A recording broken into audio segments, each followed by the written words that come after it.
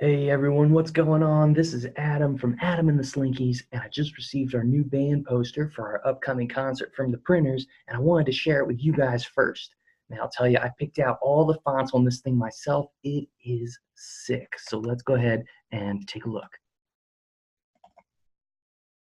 Oh man, it looks like they didn't embed the fonts. Look at this. It looks terrible. One Night Only's cut off. Adam and the Slinkies shoved up behind that guitar. This is terrible. When you're using and getting creative with Microsoft Office, such as with a flyer or definitely with a PowerPoint, when you save it, you want to make sure to embed the fonts you're using, just in case the computer that it gets open with does not have those same fonts. If the computer you open the file with doesn't have the same fonts, it will usually automatically pick out the ugliest, worst formatted fonts it could find and just jam them in there. So in order to save your fonts and embed the fonts in the file, you want to make sure to save it in a particular way. We're going to go over that right now.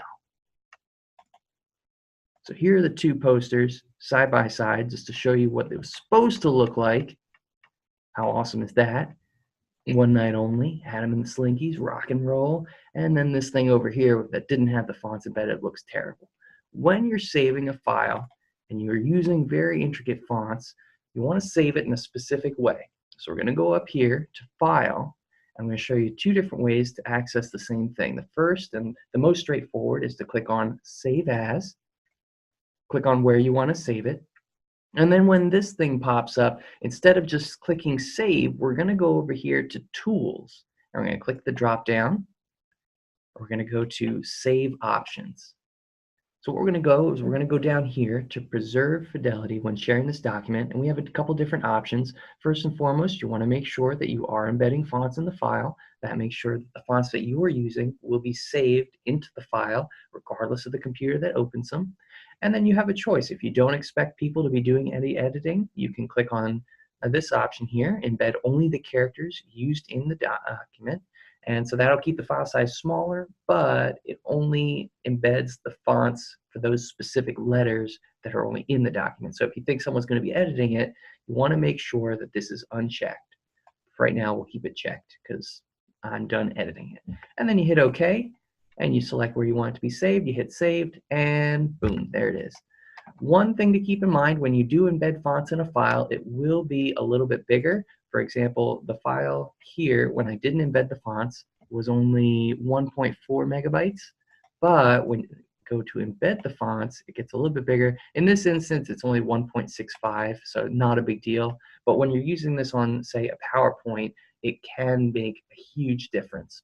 That being said, one of the biggest areas where you'd want to make sure to embed your files is a PowerPoint, because a lot of times, you'll create a presentation and then send it along to maybe someone else, has the laptop set up, and you want to make sure that it looks the same. So we're going to do the same thing. We're going to go to File, Save As. I'm going to select this PC and the desktop. Once you've chosen where you want to save it, it's the same thing. Down here, we have Tools. We click on Save Options, and then we have the option down here to embed fonts in the file.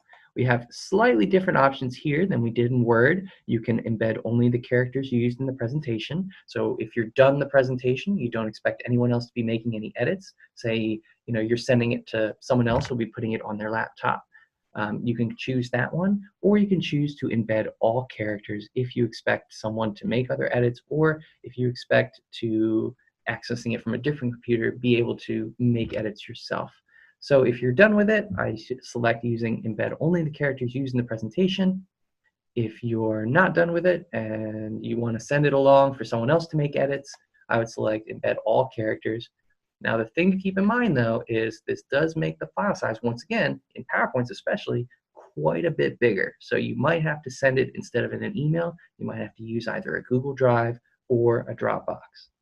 We're going to talk about one other way to get to this same screen. You'll notice here that this is simply the Save section of a variety of different options. So all you could do, if you didn't want to get to it this way, is you'd simply say, here's the file, go to File, down here to Options, and you have that same thing right here, Save. And there's Embed Fonts. You can click it, and then select one of those two.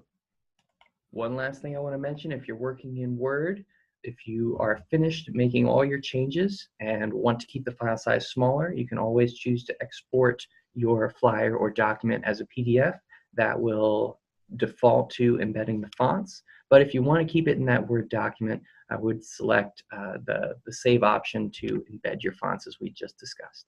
That's all for today's tips. If you have a tip or trick you'd like to share with us, please let us know.